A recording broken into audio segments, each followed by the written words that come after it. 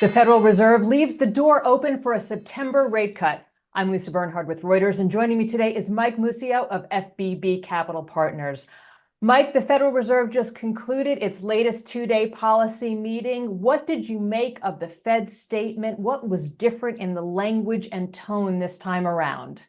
The tone is shifting a little bit more from inflation, which has been the big concern on everybody's mind for the last couple of years. And now they're starting to mention, unemployment there, that which is the second part of that mandate. And really what they've been focused on, other than the past couple of years, mostly over the last 2 decades, they're following the employment data.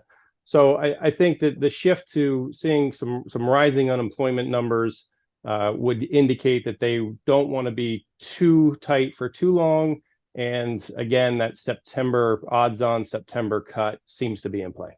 Okay, so assuming a September rate cut comes and it's 25 basis points, what does that look like and feel like to consumers, to the markets, to the economy? I feel like we've been waiting for this moment forever. Yeah.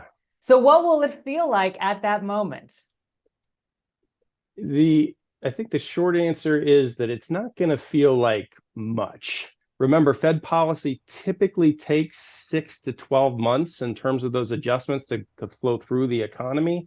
So, we've just lapped the last rate rise from summer of last year, was a year ago. And so it's more the message that they are loosening than it is that it's 25 basis point cut. How consumers or investors will see that most immediately is the bank rates and the T-bills and the short-term instruments that have been paying them more interest, a little bit more money in your checking account or your savings account. Believe me, those are going to be the first things that start to adjust downward. So they'll feel that. Do not expect, if you have one of those really high interest rate credit cards, which is 20% plus, don't expect a lot of movement or relief there with 1/4 point cut.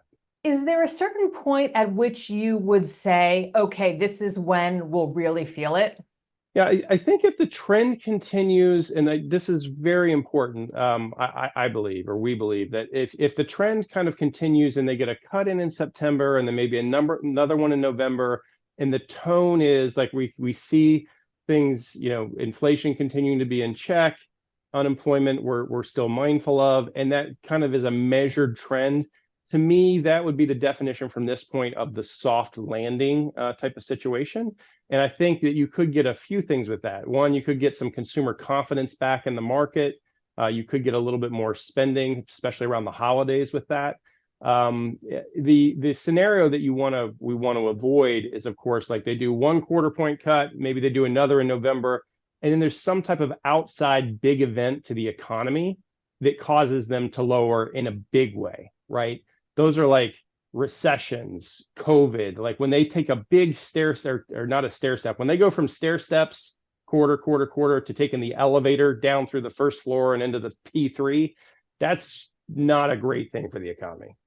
All right, let's turn to this week's big tech earnings. We had Microsoft yesterday, which disappointed on the numbers for its cloud computing business. And then we had AMD, the chip maker, today, strong earnings. That stock is up. Microsoft is down. Yet the cloud business is the most exposed to AI. So explain to us the difference in what we saw in those two big tech earnings. Well, first of all, let's talk about scale. AMD, less than $300 billion market cap company, Microsoft, $3 trillion cap company, right? So an AMD up 3 or 4% versus Microsoft down 1%. The cap difference, like what we're losing in terms of market value or gaining in those names is kind of, different scale. And I think the change is really, in terms of the movement today, is just a difference in expectations. And I was talking about this with our director of research earlier today. Microsoft, the street is very used to kind of a beat and raise mentality where they beat the estimated numbers and they raise guidance. And so, if they don't deliver that, they're more prone to a bit of a sell-off. And importantly, the stock has sold off into the number because we've had this rotation where big tech has kind of sold off the last couple of weeks. That said, the stock is, still done relatively well on the year. AMD, on the other hand, within the chip space, has kind of been the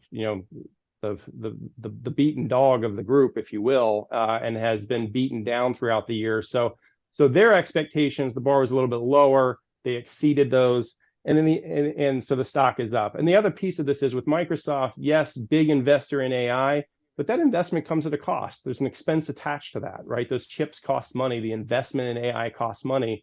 And so they're front loading a lot of that spend right now, as are the other big tech companies. And so you could get a little bit more lumpy profitability quarter to quarter. We own both companies for clients, happily so. Nothing on either of those numbers this week would change our positioning.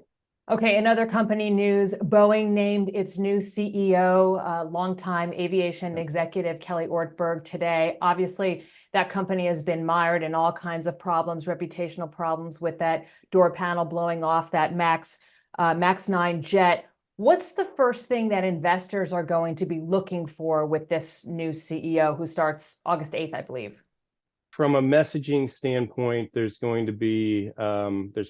going to be a bit of a PR campaign in terms of changing some of the cultural aspects of safety and whistleblowing, and just in general how Boeing sees safety within their aircraft. And you've got, interestingly, a guy who came as a supplier, or in a previous life was a CEO of a company that was a big supplier to Boeing. So some of the issues they've had have been on the supply side most recently. As an investor, when these things happen, you usually get what we call a kitchen sink quarter or two, where if there are going to be write-downs and things that we throw through on the expense side and whatnot, like that's likely to play out over the next couple quarters. But I think, looking long term, this is a positive thing. I don't see a situation where Boeing isn't one of the largest, if not the largest airplane manufacturer in the world. And so it's about getting it right and getting that, getting their brand and what they do just back to everybody's expectations. And if that happens, it is a free cash flow generating machine, or it certainly has the opportunity to be so.